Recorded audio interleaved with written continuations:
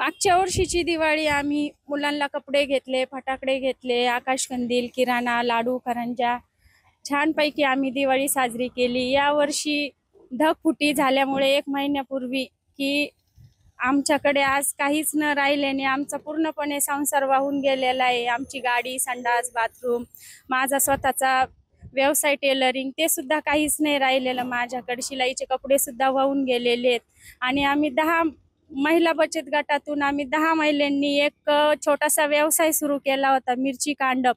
3,40,000 रुपये आम्ही बचत गटातून घेतलेले होते आणि 3 महिन्यापूर्वी तो करून आज तो पूर्णपणे वाहून गेलेला आहे। आमची 10 महिलांना, बाकीच्या महिलांचे तर घर वाहून गेले। आम्ही एकही महिला आहे ना 3,40,000 मधले आम्ही 1 रुपया सुद्धा फेडू शकत नाही। सरकारने आमची तातडीने ते कर्जमाफी करावी आणि आम्हाला आहे ना सरकारने मदत करावी। डोळ्यासमोर आमचं सगळं वाहून गेलं आहो। आम्हाला आमच्या जीवनाचं हे होत होतं भावना की आम्हाला आमचा मृत्यू डोळ्यासमोर दिसत होता। याच्या पलीकडे काय सांगणार आहेत आम्ही भावनेचं। 15 सप्टेंबर रोजी अहिल्यानगरमध्ये मुसळधार पाऊस, अतिवृष्टी स्वरूपाचा पाऊस झाला। यामध्ये ढगफुटी सदृश्य देखील पावसाने झोडपून काढलं।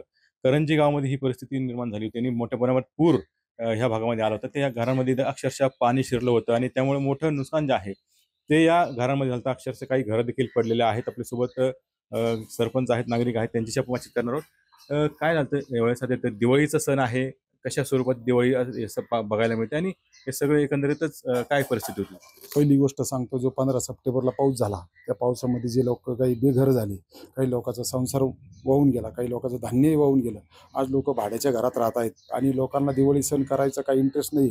सरकारने म्हणावं तशी मदत नाही केल्यामुळे लोक एकदम नाराजीचा सूर या ठिकाणी निघत आहे। संपूर्ण गावातच तशी दिवाळी आमच्या गावात होणार नाही, कारण सर्वांच ठरलेलं आहे का गोरगरीब लोकांचा असा विषय ज्या ठिकाणी त्यांच्यावर अशी वेळ आली तशी वेळ जर आपल्यावर आली असती आपण दिवाळी केली असती का, म्हणून असं ठरलंय गाव करायचं बऱ्यापैकी, कधी दिवाळीच त्या ठिकाणी साजरी करायची नाही। काय सांगा, तुम्ही देखील यावेळेस दिवाळी साजरी करत नाही, तुमच्या घरात देखील पाणी शिरत होतं, काय परिस्थिती? हो, आमच्या इथं संपूर्ण घरच वाहून गेलं ना, त्याच्यामुळे आम्हाला दिवाळी करण्यात कोणता इंटरेस्ट नाही आणि दिवाळी होणारही नाही।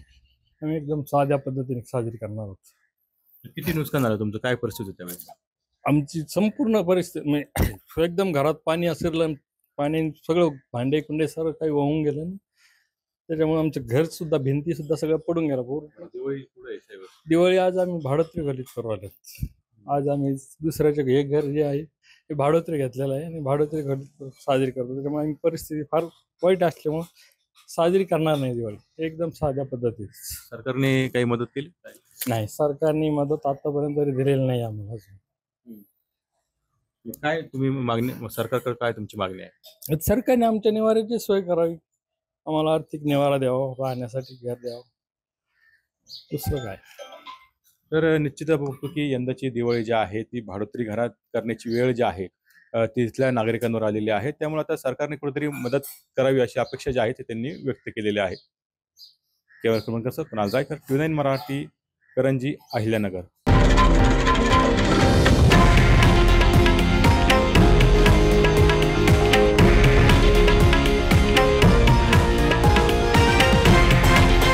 हे आहे देशातील नंबर 1 न्यूज नेटवर्क आणि आपण पाहत आहात TV9 मराठी, एकमेव।